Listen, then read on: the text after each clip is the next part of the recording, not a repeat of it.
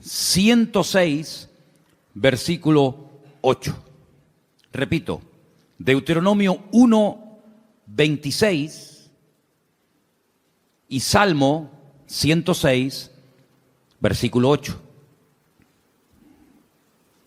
Hay un momento, y en esta semana hablábamos un poquito acerca de la aparente contradicción que existe cuando el Antiguo Testamento, cuando la Torá habla acerca del tema de los espías, mejor dicho, los exploradores, porque no eran espías, eran exploradores, que si Moisés los mandó, que si Dios le dijo que los mandara, que si fue una iniciativa del pueblo. Ya hemos hablado un poquito acerca de esta semana, Anderson y yo estuvimos hablando, aclarando que los acontecimientos que se relatan no están siempre en orden cronológico, ¿verdad? Entonces parece como que un texto a veces como contradice al otro. Es como cuando, por ejemplo, lees Primera de Samuel y da la impresión de que Saúl nunca había visto a David y después resulta de que otro pasaje parece como que sí lo conocía. Entonces, bueno, ¿qué pasa? ¿Lo conocía o no lo conocía?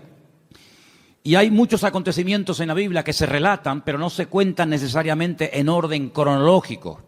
Entonces tienes que leer todo lo que la Biblia dice sobre ese pasaje para ubicarte y saber por dónde van los tiros.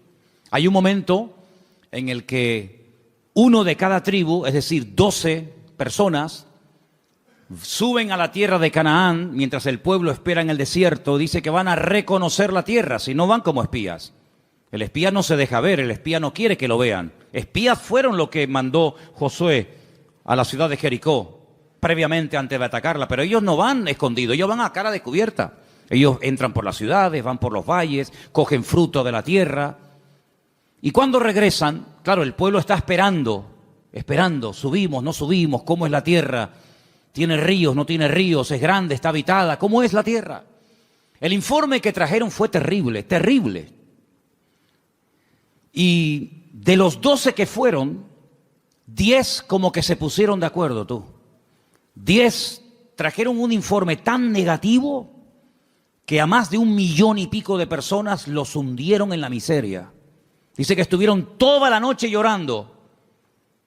Qué pesimismo contagió aquella gente al pueblo, ¿eh? Terrible, tremendo. ¿Sabes que ese día, se calcula, ¿no? Ese día era el Tisha B'Av, era el día 9 del mes Av. A veces coincide en agosto, a veces coincide ese mes, ese día en julio, depende.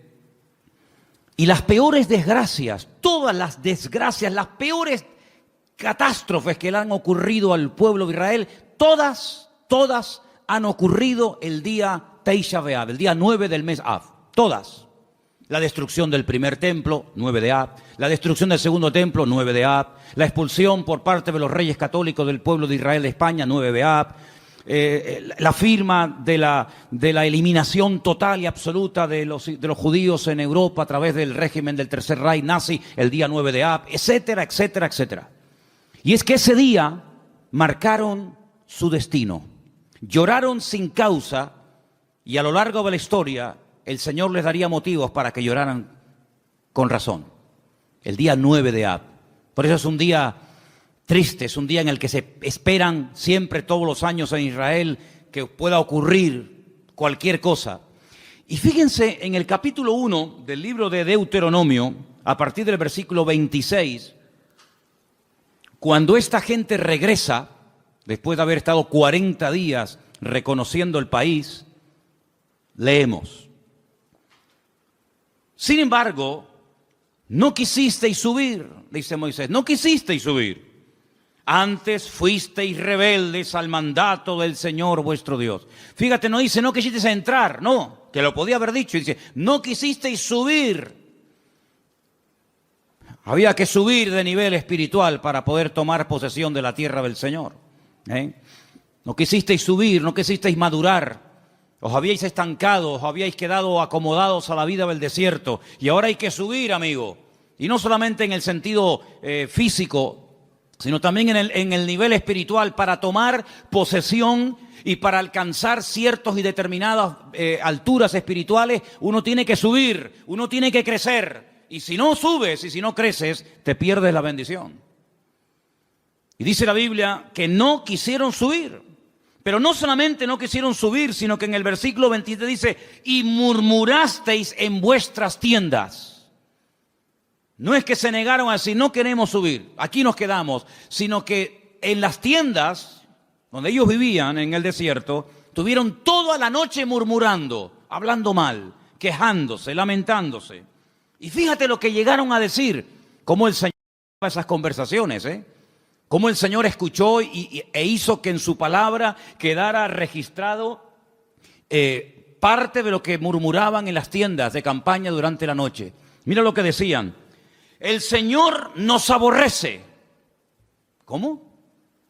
Porque el Señor nos aborrece, nos ha sacado de la tierra de Egipto para entregarnos en manos del amorreo para destruirnos.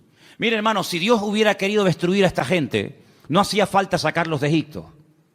No hacía falta sacar a todo el pueblo de la esclavitud en Egipto, llevarlos por el desierto y subirlos a la tierra prometida, a la tierra que fluye leche y miel para destruirlos.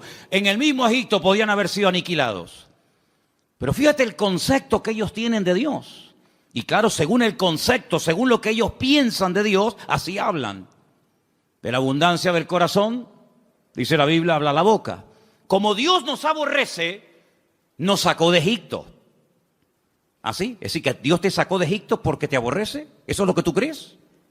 Y entonces, como nos aborrece, como nos odia, lo que quiere es ahora meternos en la tierra prometida, la tierra de Canaán, para que los habitantes de ese país, sobre todo los amorreos, nos destruyan y acaben con nosotros y con nuestras familias y con nuestros hijos y con nuestra vida. Y lo decían tan tranquilos y se quedaban tan panchos. Todos sabemos que esa noche, como acabo de decir, sellaron su destino y Dios dijo, ahora sí que no van a entrar, amigo. Ahora sí que no van a entrar. Van a entrar aquellos que dijisteis que no entrarían, que eran vuestros hijos. Es decir, la generación adulta que salió de Egipto no entró en la tierra prometida. Dios levantó una nueva generación sin esos prejuicios, sin esas ideas equivocadas y distorsionadas de Dios, y esos fueron los que entraron, y estos que hablaron mal, y estos que murmuraron, todos cayeron en el desierto, uno detrás de otro, excepto aquellos que hablaron bien, Josué y Caleb. Ellos dos sobrevivieron, con más de 80 años, ambos entraron a la tierra prometida, la vieron, la disfrutaron, la habitaron y la conquistaron. Y posteriormente la repartieron, solamente ellos. Fíjate la cantidad de cosas que se puede uno perder y la cantidad de puertas en el mundo espiritual que uno puede cerrar simplemente, digo simplemente entre comillas, por hablar mal.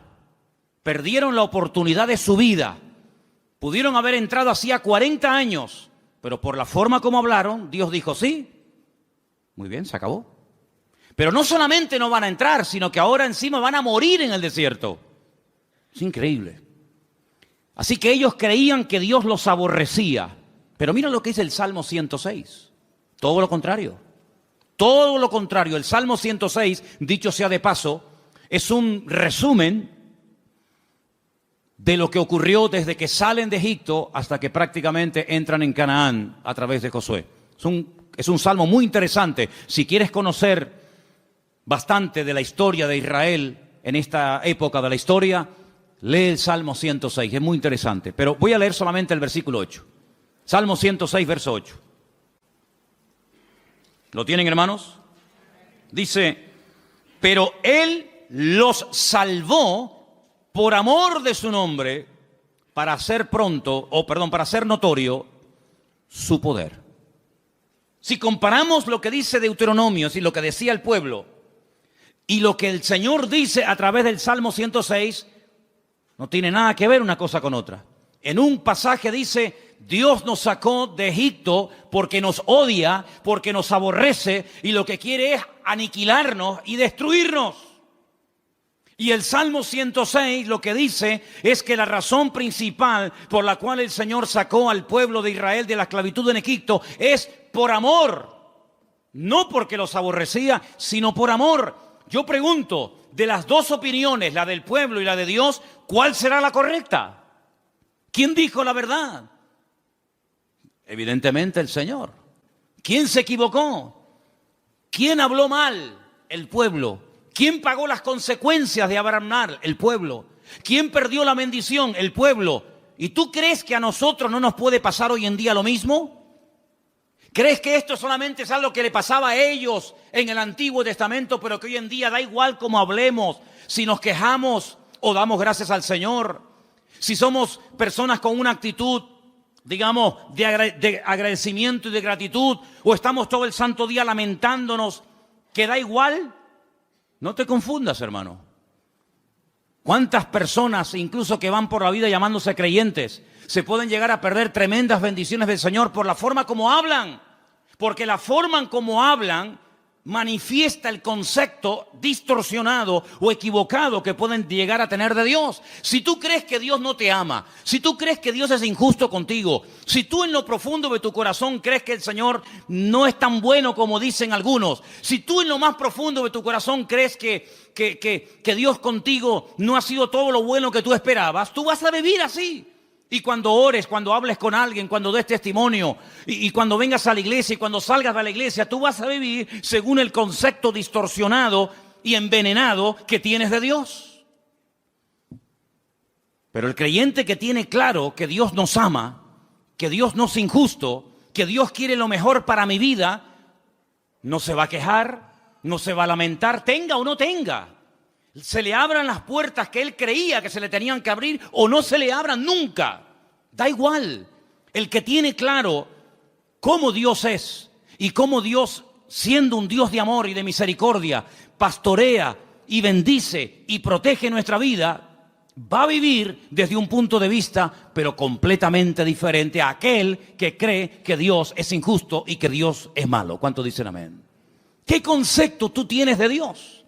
Hay gente que piensan que Dios es un Dios que continuamente está esperando que cometas la más mínima equivocación para darte el palo en la cabeza y castigarte. Incluso tal vez hoy en día no se use mucho esa expresión, pero yo recuerdo cuando era niño y me portaba mal, que era la mayoría de las veces, cuando me daba un golpe o me caía o me hacía una herida o algo, muchas veces mi madre y mi abuela y otros familiares me decían, eso te pasó porque Dios te castigó. Pero nunca decían que cuando salía algo bien es porque Dios te ama y te quiere bendecir. Eso no. Pero cuando te pasaba algo malo, Dios te castigó. Y si no, pórtate bien y ya verás cómo no te hubiera pasado. Porque es el concepto que mucha gente tiene de Dios. Que Dios está con el garrote en la mano esperando que cometas la más mínima equivocación para castigarte. Porque tienen el concepto de un Dios castigador. De un Dios vengativo. De un Dios que no pasa ni una. De un Dios que aquí te pillo y aquí te mato. Y así viven, asustados, amedrentados, tratando siempre de buscarse la vida, tratando siempre, ¿verdad?, de abrirse camino a ellos mismos, porque creen que ellos se pueden pastorear a sí mismos mejor que lo que Dios nos puede pastorear a nosotros. ¿Qué te parece, amigo? ¿Qué concepto tú tienes de Dios? ¿Sabes? Comencé a buscar en la Biblia algunas personas que hablaron y describieron a Dios. Y me quedé muy sorprendido, porque hay pasajes extraordinarios en la Biblia donde vemos el concepto que algunas personas tenían acerca de Dios. Y vamos ahora a hacer un viaje por el libro del profeta Daniel, libro que está lleno de declaraciones de personas, vamos a decir, no muy creyentes que digamos, pero que cuando les tocó hablar y describir la figura de Dios, nos quedamos con la boca abierta del concepto que ellos tenían de Dios. Vamos, por ejemplo, a Daniel, capítulo 2, a partir del verso 46.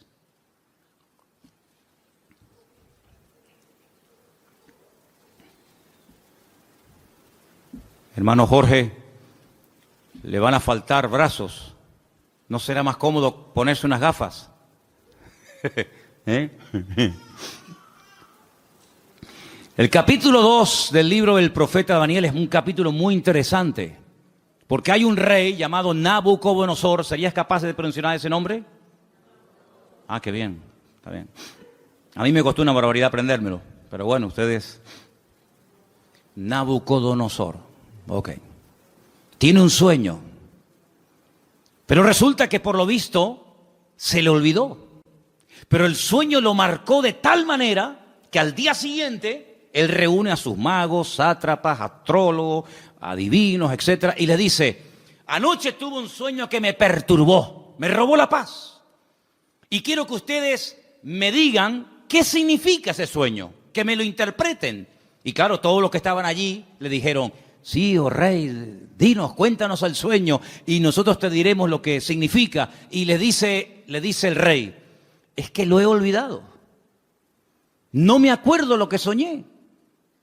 Así que lo que quiero es que me digan lo que soñé y a continuación me interpreten el sueño. Y si no me lo hacen, los condeno a muerte. Convertiré vuestra casa en un estercolero, en un muladar. Descuartizaré a vuestros hijos. Y claro, aquello causó un caos en el palacio tremendo, porque incluso algunos le llegaron a decir: pero es que nunca, jamás se ha oído de un rey que pida que se le cuente el sueño que ha soñado y encima la interpretación. Y no había forma. Pero sin embargo, la Biblia dice que Daniel, junto con sus amigos, oraron y le pidieron al Señor que les mostrara qué sueño había tenido este hombre y qué significaba. Y efectivamente, el Señor, dice la Biblia, que le reveló a Daniel lo que el rey Nabucodonosor había soñado y lo que significaba. Y cuando llega Daniel a la presencia del rey Nabucodonosor, pues le dice: mira, lo que tú has dicho, ningún hombre te lo puede interpretar, nadie en esta vida, ni mago, ni astrólogo, ni sátrapa, ni adivino, jamás te lo podrá decir. Pero dice: pero hay un Dios en los cielos que revela los misterios a los hombres. Y en este caso Dios me ha escogido a mí para decirte que tú lo que soñaste es que vistes una estatua enorme de 4 materiales diferentes. Viste que la estatua tenía, o la imagen tenía, una cabeza de oro. Ese eres tú, ese es tu imperio Babilonia. Pero luego después de ti se levantará otro imperio, y dice que vio el pecho y los brazos de plata, y le dice: serán el imperio de los medos persas que se unirán y formarán un segundo imperio. Pero caerá ese imperio con el paso del tiempo y se levantará un tercer imperio que será el de Alejandro Magno, los griegos, ¿verdad?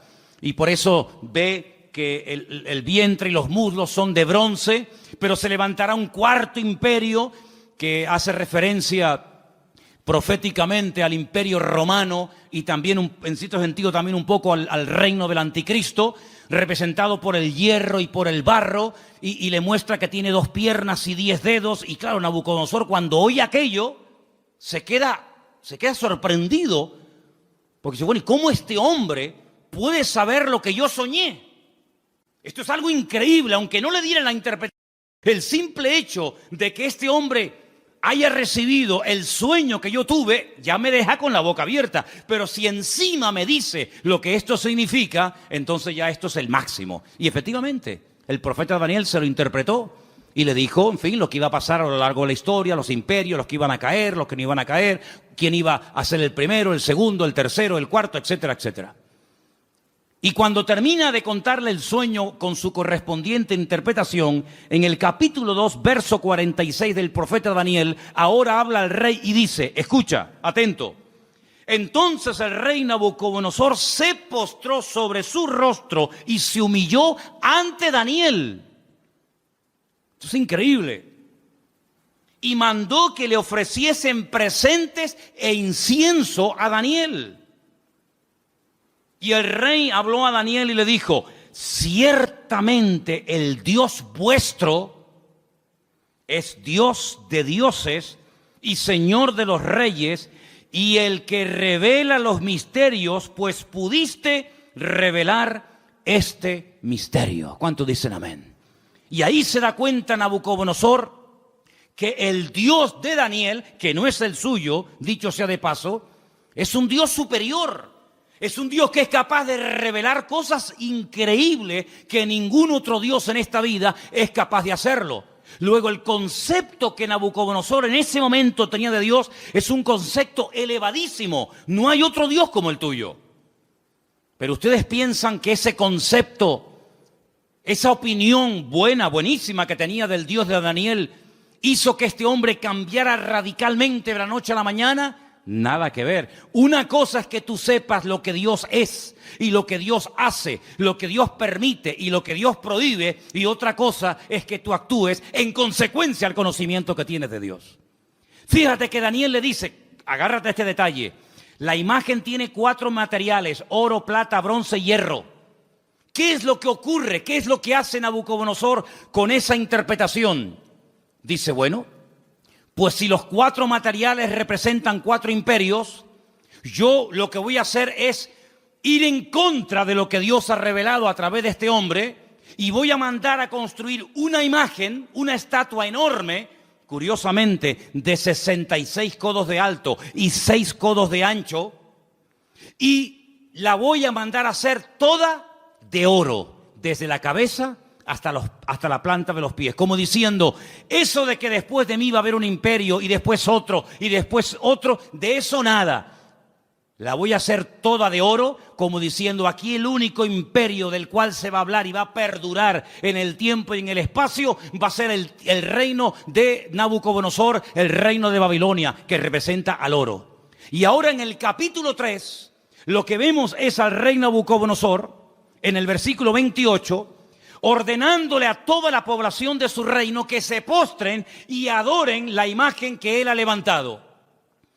Y ahí encontramos un pasaje increíble, extraordinario, donde vemos que hubieron 3 personas que no quisieron postrarse ante su imagen. Capítulo 3, versículo del 28 en adelante, dice así la palabra. Entonces Nabucodonosor dijo, bendito sea el Dios de ellos, de Sadrat, de Mesat, de Abednego, que envió su ángel y libró a sus siervos que confiaron en él y que no cumplieron el edicto del rey y entregaron sus cuerpos antes que servir y adorar a otro Dios que es su Dios. Por lo tanto, decreto que en todo pueblo, nación o lengua que dijere blasfemia contra el Dios de Sadrat, Mesad y Abednego, sea descuartizado y su casa sea convertida en muladar, por cuanto no hay Dios que pueda librar como este. Él se dio cuenta de que el fuego no destruyó a estos 3 jóvenes valientes, porque ellos le dijeron al rey de Nabucodonosor, aunque nos des otra oportunidad, no nos vamos a postrar ante tu imagen. Nosotros solamente adoramos a Dios. Y si ese acto de adorar a Dios implica el que muramos hoy quemados, pues estamos dispuestos a morir quemados. ¿Y qué? Si esa es la muerte, porque yo no elegí ni el día, ni el lugar, ni la forma como nací, pero tampoco podemos elegir ni el día, ni la hora, ni la forma de nuestra muerte. Esas son cosas que escapan al ser humano. Es algo que no podemos escoger, por muy sabios o ricos o intelectuales que seamos. Por lo tanto, si la muerte que Dios ha escogido para nosotros es morir quemados, moriremos quemados, no pasa nada. ¿Creemos que Dios nos puede librar del fuego? ¿Lo creemos? ¿Y nos puede librar de tu mano? ¿Lo creemos totalmente? Pero si no nos quiere librar el Señor, sino que Él hoy quiere que muramos y hasta aquí llegó nuestra vida, tampoco nos vamos a postrar. Y dice la Biblia que fueron lanzados, amarrados, dentro del horno de fuego. Lo que le sorprendió a Nabucodonosor es que no se quemaron, que no solamente había personas vivas dentro del horno, sino que había 4 personajes protegiendo el 4.º personaje a estos jóvenes. Y dice la Biblia que cuando salieron, ni el pelo de su cabeza se había quemado, ni sus ropas olían a humo.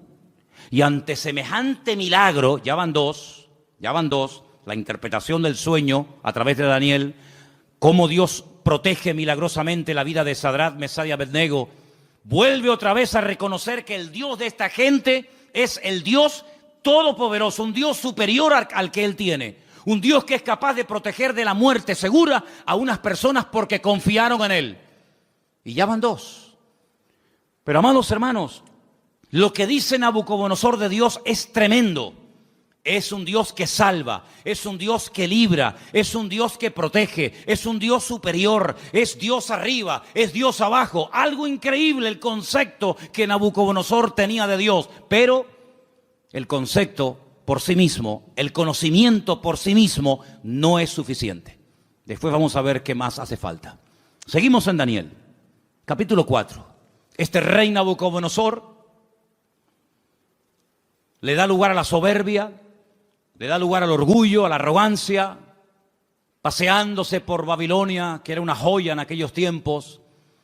Comienza a presumir de su ciudad, de sus jardines, de sus conquistas, de sus palacios. Y la Biblia nos enseña que este hombre entra en un periodo de locura totalmente. Pierde el sentido. Y la palabra de Dios dice que lo arrojan al monte. Vamos a leer en el versículo 33. En aquella hora se cumplió la palabra sobre Nabucodonosor. Fue echado de entre los hombres y comía hierba como los bueyes. Su cuerpo se mojaba con el rocío del cielo, y hasta que su pelo creció como plumas de águila y sus uñas como las de las aves. Mas al fin del tiempo yo, Nabucodonosor, alcé mis ojos al cielo y mi razón me fue devuelta, y bendije al Altísimo y alabé y glorifiqué al que vive para siempre, cuyo dominio es sempiterno y su reino por todas las edades. Todos los habitantes de la tierra son considerados como nada, y él hace según su voluntad en el ejército del cielo y en los habitantes de la tierra, y no hay quien detenga su mano y que alguien le diga: ¿qué haces? En este mismo tiempo mi razón me fue devuelta, y la majestad de mi reino, mi dignidad, mi grandeza volvieron a mí. Y mis gobernadores y mis consejeros me buscaron, y fui restablecido en mi reino, y mayor grandeza me fue añadida. Ahora yo, Nabucodonosor, alabo, engrandezco y glorifico al Dios del cielo, porque todas sus obras son verdaderas y sus caminos justos, y él puede humillar a los que andan con soberbia. ¿Cuántos dicen amén? Si las palabras que Nabucodonosor habla de Dios, luego sus acciones son otra cosa. Lo que hace es otra cosa diferente. Pero cuando habla de Dios, son maravillas. Son cosas tremendas, preciosas. Lo alaba, lo bendice, lo glorifica, lo levanta en alto, lo reconoce. Y parece como que ya Nabucodonosor ha cambiado y tiene claras las ideas, pero ni aún así, hermanos, ni aún así. Pero lo que estamos hablando en esta tarde es el concepto que tenía Nabucodonosor de Dios. Pero en el libro de Daniel aparecen otros reyes. Por ejemplo, hay un rey que es el rey Darío, el rey Ciro, que también aparece. Y en el capítulo 6, hay un momento en el que la envidia es tremenda, sobre todo contra Daniel, y lo quieren matar. Pero leí esta mañana algo que me llamó tanto la atención, porque dice que trataban de buscar algo en lo cual pillarlo en un fallo y decir: mira, pero no había manera. Quiero leerles en el capítulo 6, verso 4. Entonces los gobernadores y sátrapas buscaban ocasión para acusar a Daniel en lo relacionado al reino, mas no podían hallar ocasión alguna o falta, porque él era fiel y ningún vicio ni falta fue hallado en él. Me llamó la atención la palabra vicio. Daniel no tenía vicios. Dice: no podemos acusarlo de nada, no hay forma no hay forma. Pero entonces idearon un plan terrible, y dice: entonces dijeron aquellos hombres: no hallaremos contra Daniel ocasión alguna para acusarle, si no la hallamos contra él en relación con la ley de su Dios. Y entonces, ¿saben lo que hacen? Convencen al rey Darío, para que promulgue una ley que no se puede revocar bajo ningún concepto, de que durante 30 días nadie puede elevar oraciones, plegarias o súplicas a ningún Dios, incluido el Dios de Daniel. Nadie puede orar durante 30 días. Era la única forma de que podían decir: mira, hay un hombre en tu reino que ha quebrantado la ley. Porque nosotros como creyentes, y creo que lo tenemos claro, tenemos que cumplir las leyes de los países donde vivamos, siempre y cuando no vayan en contra de la palabra de Dios. ¿Cuántos dicen amén? No es que por ser cristianos estamos exentos del cumplimiento de la ley, ni mucho menos, al contrario. Las autoridades, según Romanos capítulo 12, todas han sido puestas por Dios. Salga quien salga y gane quien gane. te guste o no, el que salga es el que Dios ha permitido que gobierne. Pero, y no importa. A veces Dios levanta un faraón y a veces lo tumba. A veces Dios levanta un Nabucodonosor y lo quita. Y mañana levanta un Darío y pasado un Ciro y mañana... No importa, eso son cuestiones de Dios. Nuestra obligación es obedecer y someternos a las autoridades. Repito, siempre y cuando no vayan en contra de la palabra de Dios. Y en este caso iban en contra de la palabra. ¿Cómo me va a prohibir a mí un gobierno? ¿Cómo nos va a prohibir a nosotros un rey, o un primer ministro o un presidente de gobierno? Me da igual. ¿Cómo nos va a prohibir a nosotros los cristianos un gobierno a no orar durante 30 días? Mucho, amigo, pero hasta ahí podíamos llegar. ¿Qué hizo Daniel? Versículo 10. Cuando Daniel supo que el edicto había sido firmado, entró en su casa y abiertas las ventanas de su cámara que daban hacia Jerusalén, se arrodillaba 3 veces al día y oraba y daba gracias delante de su Dios como lo solía hacer antes. No es que ahora empiece a hacerlo a raíz del edicto promulgado por el rey Darío, no, es que ya lo venía haciendo como algo normal en su vida. Se postraba y oraba en dirección a Jerusalén 3 veces al día. Shaharit, Minjá y Arbit, las 3 oraciones que hace el pueblo de Israel diariamente, por la mañana, por la tarde y por la noche. Por la mañana, por la tarde y por la noche. Y aquí está Daniel haciendo lo que durante miles de años el pueblo de Israel ha hecho, postrarse y orar 3 veces al día. Y ahí lo pillaron. Van con el chisme, van con el cuento al rey Darío y le dicen, no te ha obedecido. Hay un hombre en tu reino llamado Daniel que ha quebrantado la orden y merece la muerte. Claro, cuando el rey se entera de que es nada más y nada menos que Daniel, al que él respetaba, admiraba y amaba, le pesa en el corazón, pero amigo, lo firmado es ley y no te queda más remedio que sentenciarlo a muerte. En esta ocasión no vas a morir quemado. Como ya se intentó matar a tus compañeros, en esta ocasión te espera el foso de los leones. Y yo creo, hermano, que aquellos leones pasaban más hambre que el perro de un hippie, ¿eh?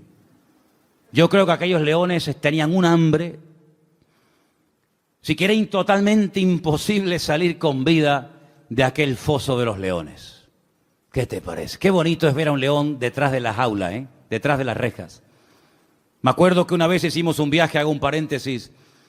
Estábamos viviendo en Argentina y tuvimos la oportunidad de ir al norte, bien al norte de Argentina, a la provincia de Misiones. Y allí había un matrimonio que nos hospedó, un matrimonio de alemanes. Y un día nos quisieron llevar a las famosas cataratas de Iguazú, las cataratas más grandes del mundo y las más hermosas. Y por el camino paramos y entramos en un zoológico que la verdad que era deprimente, el zoológico aquel. Pero bueno, entramos. Y había una valla, una tela metálica tan fina que yo decía, pero esto es un peligro. ¿Cómo pueden tener a un león con una vallita que era de papel, aquello? Y el león estaba al otro lado de la valla, yo estaba aquí, y el león estaba patas arriba, durmiendo profundo. Y yo estaba al lado y ni se enteraba, pero no se me ocurrió otra cosa que tirar una piedra al león. Y cogí una piedra y le hice al león así por arriba, le hice... ¡Pum! Le tiré el león, mire hermano, el león se viró, pegó un rugido que todavía lo tengo dentro y no se me ha ido, y eso fue en el año 90, fíjese lo que le digo. Qué miedo pasé, hermano, de verdad, qué miedo pasé. Un león enfadado es terrible, ¿eh? Terrible. Y ahora meten a Daniel en un foso de leones. Como mínimo, si dice leones, plural, como mínimo tiene que haber 2, pero seguramente había mucho más. Al día siguiente, el rey se va corriendo al foso de los leones, donde el día anterior habían echado a su amigo Daniel. Y dice en el verso 19, capítulo 6, el rey pues se levantó muy de mañana y fue apresuradamente al foso de los leones. Lo quería, ¿eh? Y acercándose al foso llamó a voces a Daniel con voz triste y le dijo, Daniel, siervo del Dios viviente, el Dios tuyo, a quien tú continuamente sirves, ¿te ha podido librar de los leones? ¿Te ha podido librar tu Dios? Solamente por eso ya Dios tenía que librar a Daniel. porque si no lo hubiera librado, el rey Darío se hubiera llevado un concepto equivocado de Dios. El Dios de Daniel no pudo salvar a su siervo de la garra de los leones. Solamente por eso ya el Señor protegió a Daniel. ¿De cuántas nos ha librado el Señor para no quedar mal Él? No para no quedar mal nosotros, para no quedar mal Él. ¿De cuántas nos ha librado el Señor? ¿Verdad? Y acercándose al foso lo llamó, ya lo hemos leído, versículo 21. Entonces Daniel respondió, dijo, oh rey, vive para siempre, mi Dios envió su ángel, el cual cerró la boca de los leones para que no me hicieran daño, porque ante él fui hallado inocente, y aún delante de ti, oh rey, no he hecho nada malo. Entonces se alegró el rey en gran manera a causa de él y mandó sacar a Daniel del foso. Y Daniel fue sacado del foso y ninguna lesión se halló en él porque había confiado en su Dios. Y el rey dio orden y fueron traídos aquellos hombres que habían acusado a Daniel y fueron echados en el foso de los leones ellos, sus hijos, sus mujeres. Y aún no habían llegado al foso, al fondo del foso, cuando los leones se apoderaron de ellos y quebraron todos sus huesos. Entonces el rey Darío escribió a todos los pueblos, naciones y lenguas que habitaban en toda la tierra, paz o sea multiplicada. De parte mía es puesta esta ordenanza, que en todo el dominio de mi reino todos teman y tiemblen ante la presencia del Dios de Daniel. Escucha ahora el concepto elevadísimo que tenía Darío de Dios. Porque Él es Dios viviente. ¿Cuántos dicen amén? Permanece por todos los siglos. ¿Cuántos dicen amén? Su reino no será jamás destruido. Su dominio perdurará hasta el fin. Él salva. ¿Cuántos dicen amén? Él libra. Hace señales y maravillas en el cielo y en la tierra. Él ha librado a Daniel del poder de los leones. Y Daniel prosperó durante el reinado de Darío y durante el reinado de Ciro el persa. Fíjate qué concepto por aquel milagro, por aquella maravilla hecha por el Señor, proteger milagrosamente de la muerte, devorado por las fieras, por los leones a Daniel. Este hombre dice cosas tremendas que muchos cristianos cuestionan. Él dice, Dios salva, pero Dios libra, hace maravillas. Hay algunos cristianos que no creen que Dios hace maravillas. Hay algunos cristianos que incluso se han atrevido a publicar y a decir desde púlpitos y desde revistas y desde páginas web, etcétera, etcétera, que ya no existen milagros. Sin embargo, Darío no tenía ese concepto distorsionado de Dios. Darío decía, el Dios de Daniel salva, libra, hace señales en el cielo y en la tierra, protege, es un Dios todopoderoso. ¿Cuántos dicen amén? Si lo tenía Darío, ese concepto de Dios, ¿cuánto más tú y yo tenemos que tener ese concepto de nuestro Padre y de nuestro Dios? Todos estos pasajes que estamos viendo nos están descubriendo cómo es Dios a través de la óptica de, vamos a decir, de inconversos. Personas que eran impactadas, personas que quedaban con la boca abierta ante semejantes maravillas. Pero hay un pasaje que encontré en el Nuevo Testamento, en el libro de los Hechos, que para mí es una de las mejores descripciones de Dios de toda la Biblia. Está en el libro de los Hechos, el capítulo 17. Y es concretamente una parte del mensaje profundo que el apóstol Pablo dio cuando se encontraba de visita en Grecia, concretamente en la ciudad de Atenas. En el capítulo 17 del libro de los Hechos, a partir del verso 24, Pablo, hablándole a aquella gente allí en Grecia, dice, si quieren arrancamos desde el versículo 22, ¿vale? Hechos 17, 22. Entonces Pablo, puesto en pie en medio del Areópago, dijo, varones atenienses, en todo observo que sois muy religiosos. Qué curioso cómo eran los griegos, ¿eh? Eran religiosos, eran hedonistas, deportistas, un culto al cuerpo tremendo. Es una sociedad muy, muy parecida a la que vivimos nosotros hoy en día, ¿verdad? No eran ateos, eran muy religiosos. Dice, porque pasando y mirando vuestros santuarios, Hallé también un altar en el cual estaba esta inscripción: al Dios no conocido. Tenían un altar donde no había ningún Dios, pero habían puesto una inscripción, una placa que decía esto: al Dios no conocido, al que vosotros adoráis sin conocerle. Y ese es el Dios que yo vengo a anunciar. Y Pablo dice, verso 24, escucha ahora: el Dios que hizo el mundo y todas las cosas que en él hay. ¿Puede decir amén a esto? Es un Dios creador, el que creó el mundo. Es decir, no se creó solo. Vino una explosión y a través de una serie infinita de coincidencias apareció en su lugar, tal y como las conocemos hoy en día, lo que llamamos sol, luna, plantas, árboles, animales, planetas, etcétera, etcétera. No es así. Es el Dios creador que ha puesto todo en su sitio, que le ha dado color, forma y diseño. Es el Dios todopoderoso. Y sigue diciendo: siendo Señor del cielo y de la tierra. La palabra Señor, sabéis que es la palabra amo.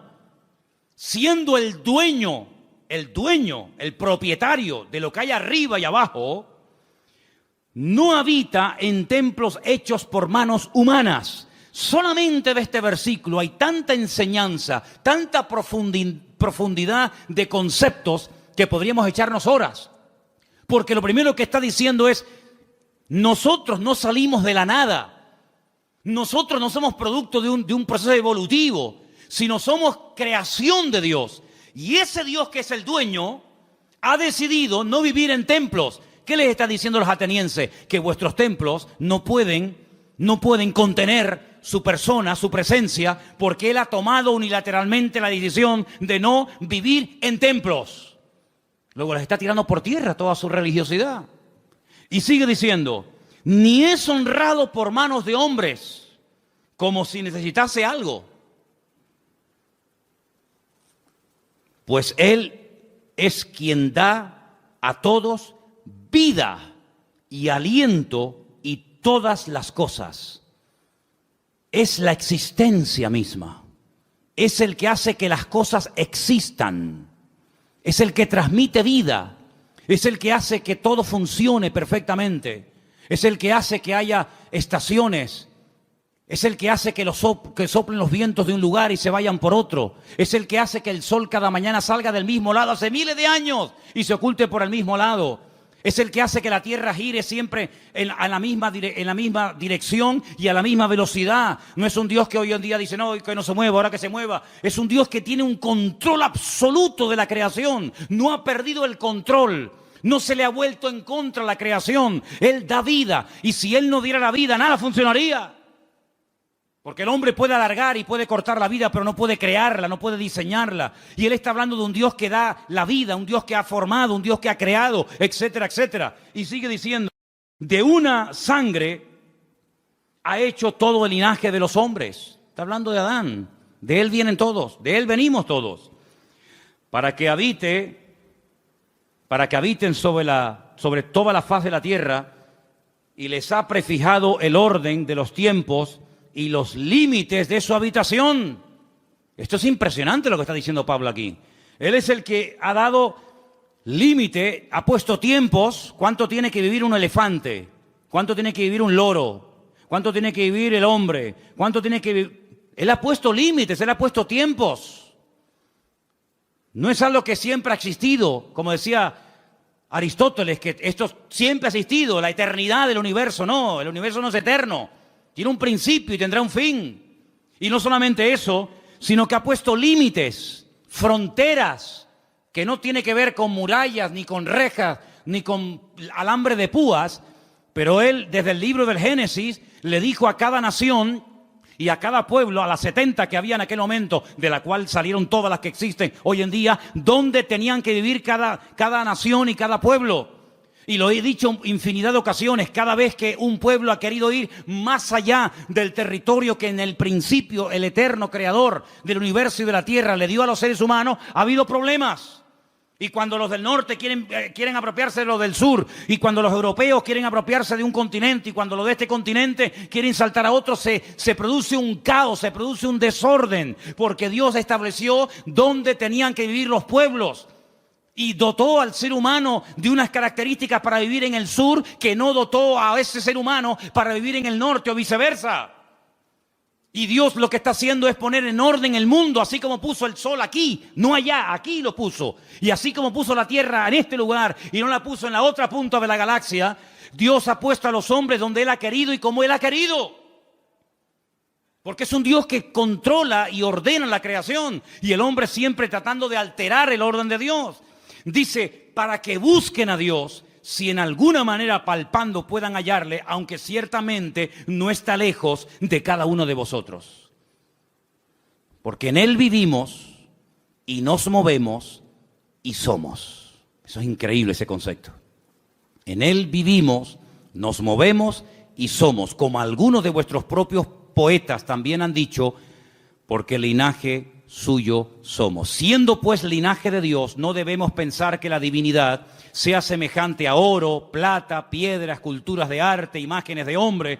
Pero Dios, escucha, Dios, habiendo pasado por alto los tiempos de esta ignorancia, ahora manda a todos los hombres en todo lugar que se arrepientan. A todos, absolutamente a todos.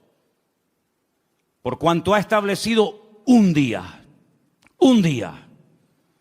por el cual juzgará al mundo con justicia, por aquel varón a quien designó, está hablando del Señor Jesús, dando fe a todos con haberle levantado de los muertos.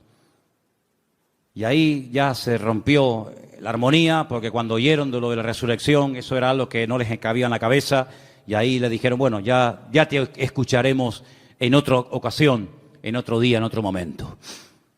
El concepto que Pablo tenía de Dios era un concepto no distorsionado, no equivocado ni envenenado, sino era un concepto correcto y exacto. Y la pregunta que tenemos que volver a hacer nosotros en el día de hoy, ¿qué concepto tenemos nosotros de Dios? ¿Cómo tratamos a Dios? Muchas veces le decimos a Dios cómo nos tiene que tratar a nosotros. Pero la pregunta es, ¿cómo estamos nosotros tratando a Dios? Queremos que Él nos sane cuando estamos enfermos. Queremos que Él supla nuestras necesidades cuando necesitamos que sean suplidas. Queremos que nos haga compañía cuando nos sentimos solos. Queremos que nos dé trabajo cuando nos falta. Queremos que nuestros hijos estén sanos y robustos y con trabajos y bien. Todo eso está bien claro. Pero la pregunta es, ¿cómo tú estás tratando a Dios? Algunos ni se lo han planteado. Algunos viven en una ignorancia tan grande que lo único que le preocupa es el aquí y el ahora. Comamos y bebamos porque mañana moriremos. Ese es el eslogan de la sociedad y de muchas personas hoy en día. ¿Qué más da si hay cielo, si hay infierno, si mañana me muero o no me muero? Es el día de hoy lo que me preocupa. Ya mañana ya Dios dirá, ¿verdad? Para quedar bien. ¿Qué concepto tú tienes de Dios? Depende del concepto que tengas, estarás hablando de tu nivel de madurez. Y así vivirás, y así hablarás, y así te comportarás con tus semejantes. Y cuando vamos a la palabra de Dios, vemos que ese Dios real, vivo y verdadero, que es el único que existe, que es uno, se ha dado a conocer de varias formas. Primero, a través de la creación. Vamos a un texto que nos va a leer nuestro hermano Luis. Romanos 1:20. Preste atención porque es un texto extraordinario a tener en cuenta. Romanos 1:10. 1:20, perdón. Porque las cosas invisibles de Él, su eterno poder y deidad, se hacen claramente visibles desde la creación del mundo, siendo entendidas por medio de las cosas hechas, de modo que no tienen excusa. Dios dice en su palabra que nadie tiene excusa para no creer en Dios. Algunos me han preguntado muchas veces, pero hay gente a la cual nunca se les ha hablado de Cristo. ¿Y eso qué significa? Que no van a creer en Dios porque nadie les ha testificado, porque nadie los ha invitado a un culto, porque nadie les ha dado una Biblia, un Nuevo Testamento. Dice el Señor, y lo declara categóricamente en la palabra a través de la boca de Pablo, que a través de la creación el hombre puede llegar a la conclusión de que detrás de lo que vemos, detrás de lo creado, hay un creador. Detrás de este púlpito tuvo que haber alguien que lo hiciera. Este púlpito no se hizo solo. Imposible, imposible. Detrás de un coche tiene que haber un fabricante. Esas piezas tuvieron que ser diseñadas y puestas en ese lugar para que esa máquina funcione. El reloj que llevamos, el reloj que llevamos todos en la pulsera, en la muñeca. Ese reloj me habla de que tuvo que haber alguien que lo diseñara, alguien que lo creara, alguien que lo pusiera ahí. Cada pieza, cada tornillo. Sí, detrás de lo creado hay un creador. Y detrás de cada cosa creada hay un diseñador que le dio forma. Y Dios le ha dado forma a la humanidad. Dios le ha dado forma al mar. Dios le ha dado forma a las montañas. Dios le ha dado forma al universo. ¿Quién hizo eso? ¿Quién creó el mundo? ¿Quién creó el agua del mar con la justa medida para que no se pudran los seres vivos que viven ahí adentro? Si tuviera más nivel de sal, la vida sería imposible, como el mar muerto. Hay un mar que se llama el mar muerto. Bueno, en hebreo se llama el Yam HaMelach, el mar de la sal, en español, el mar muerto. ¿Por qué es muerto? Porque tiene demasiado nivel de sal. ¿Te imaginas que los mares que nos rodean, las playas a las que vamos a bañarnos, tuvieran el mismo nivel de sal que el mar muerto en Israel? No habría peces. Sería imposible la vida. No se podría navegar en esos mares. No habría peces, no habría fauna marina. Pero Dios, cuando hizo el mar, le dio la cantidad exacta de sal, ni más ni menos, para que todo funcione de una forma perfecta y matemática durante miles y miles de años. Así de claro, hermano. Si el sol estuviera un poco más cerca, sería imposible la vida en el planeta Tierra. Moriríamos todos achicharrados, quemados. Si el sol estuviera más lejos, la vida en la tierra sería imposible, se congelaría la tierra. Pero Dios lo puso justamente donde tiene que estar y como tiene que estar, para que ni caliente demasiado ni enfríe demasiado. Ahí está, donde tiene que estar. Dios todo lo ha diseñado de una forma increíble, pero algunos, mentes sabias, dicen que no. Que detrás de todo eso no está Dios, que detrás de todo eso hay un proceso evolutivo, hay un Big Bang, hay unas explosiones, hay un cúmulo de coincidencias, millones de coincidencias para que todo forme lo que llamamos mundo, universo, tierra. Increíble. Ahí se cumple el texto que dice, y queriendo ser sabios, se hicieron necios. Queriendo ser sabios, se hicieron necios. El Señor se dio a conocer primeramente a través de la creación.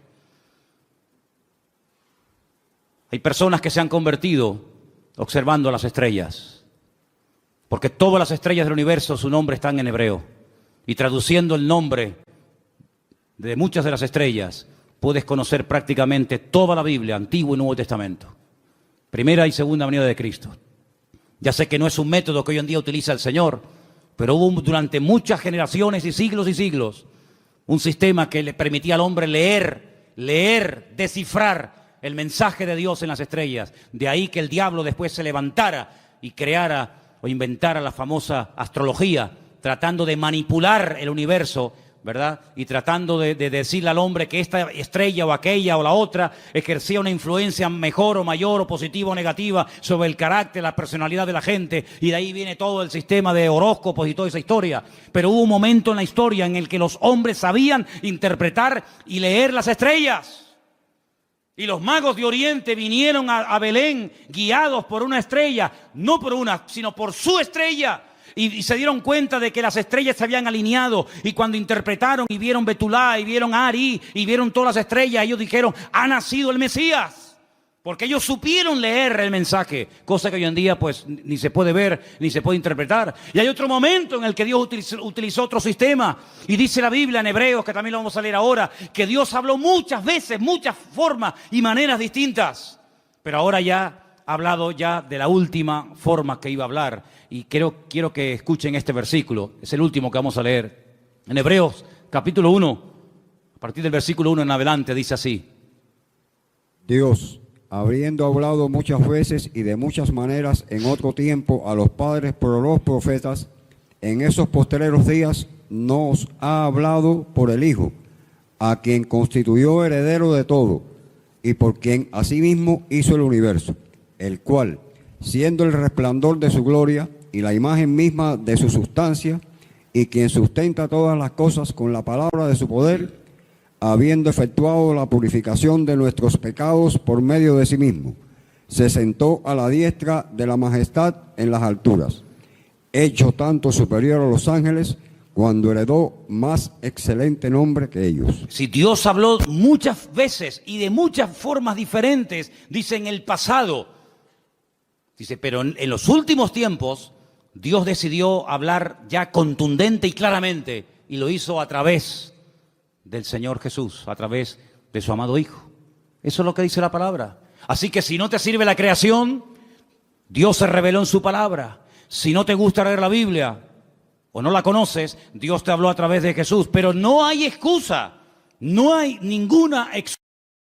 Dios no va a decir, ¿y qué hacemos con este al cual nadie le predicó? Todo el mundo tendrá su oportunidad de una manera u otra. Eso no nos exime de la responsabilidad de predicar el Evangelio, evidentemente.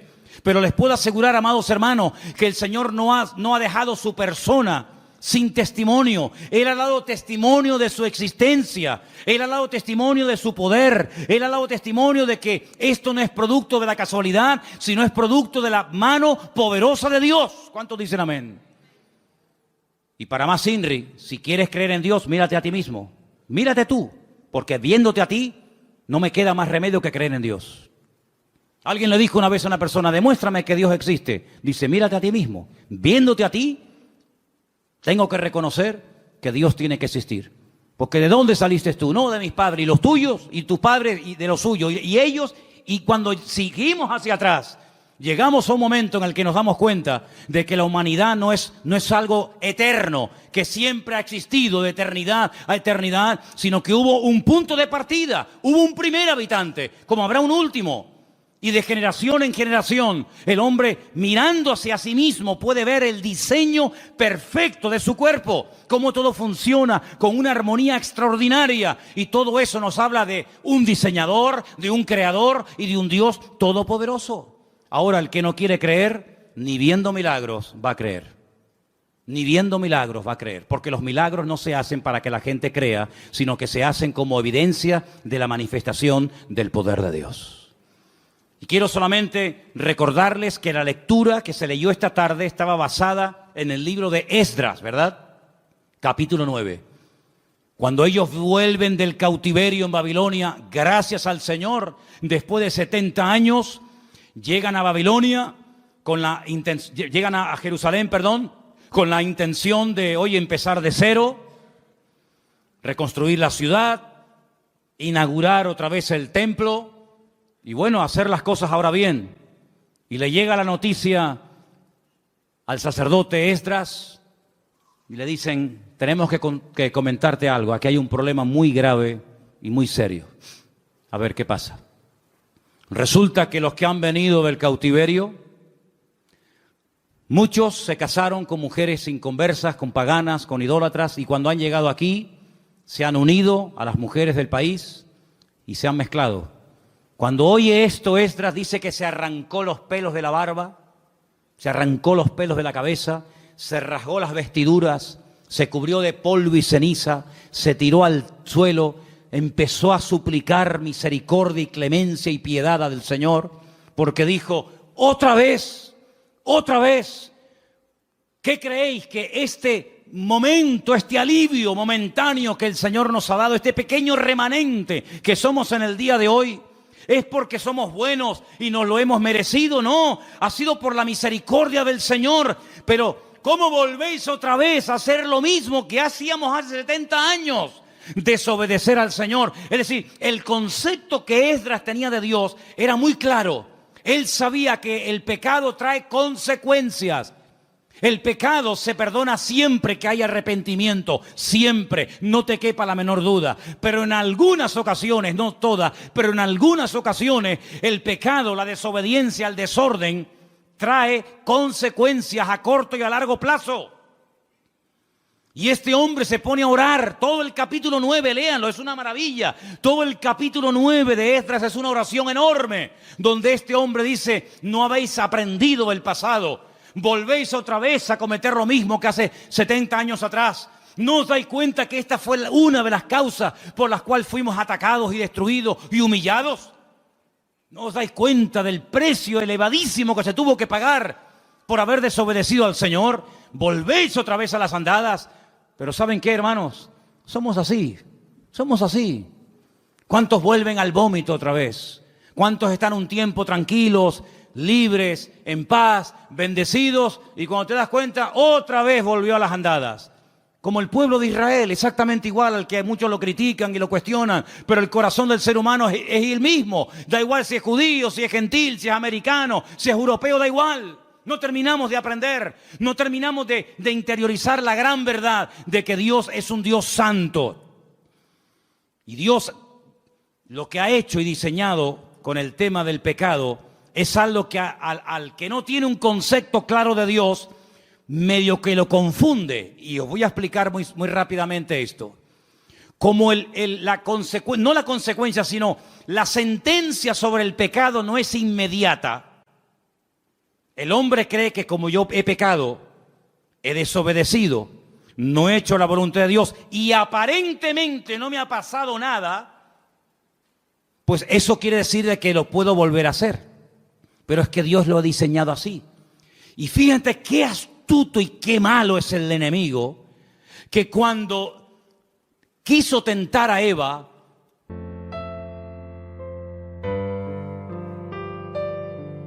when my heart is heavier, I remember that I have got someone like you in my life. A single day is nothing without you. I hope that my sunshine will always be with me.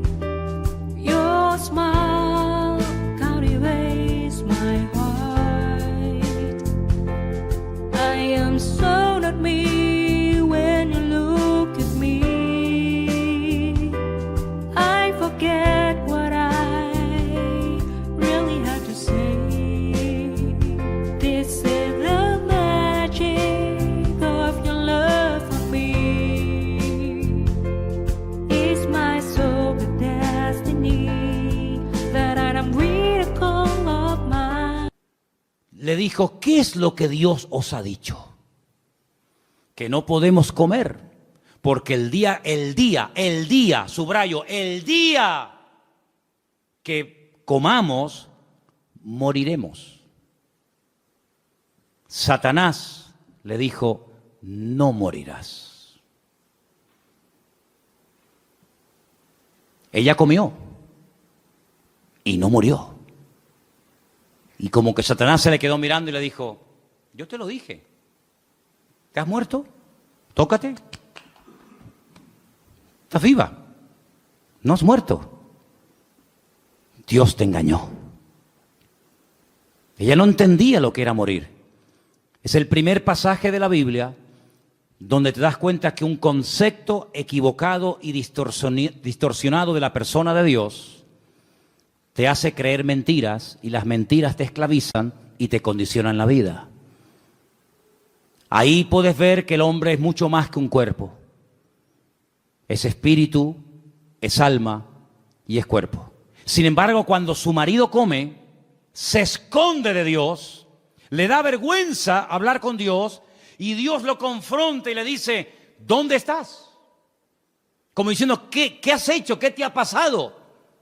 Él creía en Dios. Adán no se convirtió de creyente en ateo así en segundos. Él seguía siendo creyente, pero el concepto de Dios, el pecado lo distorsionó.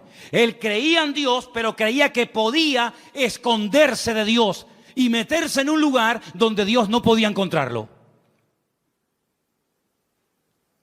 Y el otro día hablamos acerca de dónde vamos a huir para escondernos de la presencia de Dios. ¿A dónde nos podemos esconder? Creía en Dios, pero estás creyendo equivocadamente. El día que vieron el cuerpo inerte y sangrando y que no se movía de su hijo Abel, ese día ella entendió que la muerte, cuando uno peca, tiene dos puntos principales: la espiritual y la física. El día que comiste del árbol prohibido, moriste espiritualmente hablando. Y llegará el momento que la sentencia natural y física sobre tu desobediencia la experimentarás cuando tu cuerpo, de un momento a otro, deje de funcionar y te mueras físicamente. ¿Te das cuenta? Cuando el apóstol Pablo le escribe a los efesios, les dice, vosotros estabais muertos, no físicamente, sino en vuestros delitos y en vuestros pecados, y Él os dio vida juntamente con Cristo. Luego, un concepto distorsionado de Dios nos puede llegar a interiorizar la falsa idea de que yo peco, yo desobedezco, yo hago lo que me da la gana y no pasa nada. Eso es lo que tú te crees, porque la soberbia del hombre lo ciega, el orgullo del hombre lo embota. Y dice la Biblia que el hombre natural, el hombre que ha perdido la sensibilidad, ni siente ni padece, incluso hasta se burla y se ríe del que dice que cree en Dios, del que dice que existe otra vida, del que dice que existe cielo e infierno, y se ríe porque dice y se engaña a sí mismo, pero si yo siendo ateo y sin leer la Biblia y sin ir a la iglesia que tú vas, yo vivo mejor que tú.